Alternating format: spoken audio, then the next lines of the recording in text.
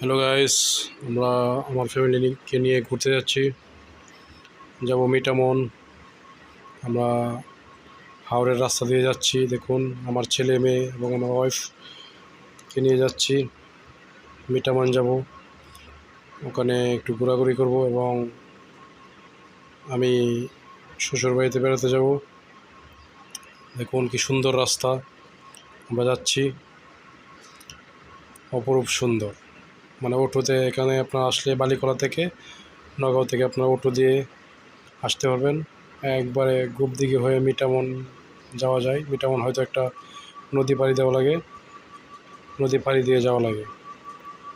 তো গাইস, আমরা যাচ্ছি। দেখুন দুই পাশেই কত সুন্দর হাওড় অঞ্চল, ভেরি নাইস বাতাস। আমি একটা ব্যাটারি চালিত রিক্সা নিয়ে যাচ্ছি, রিক্সা করে যাচ্ছি।